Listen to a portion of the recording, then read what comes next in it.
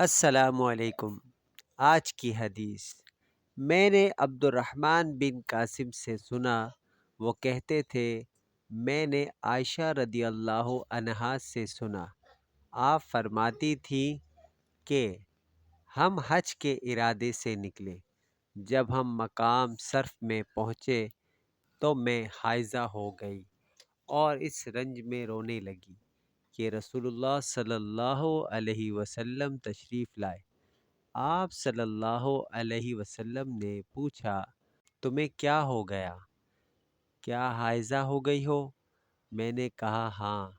آپ صلی اللہ علیہ وآلہ وسلم نے فرمایا کہ یہ ایک ایسی چیز ہے جس کو اللہ تعالیٰ نے آدم کی بیٹیوں کے لیے لکھ دیا ہے، اس لیے تم بھی حج کے افعال پورے کر لو، البتہ بیت اللہ کا طواف نہ کرنا۔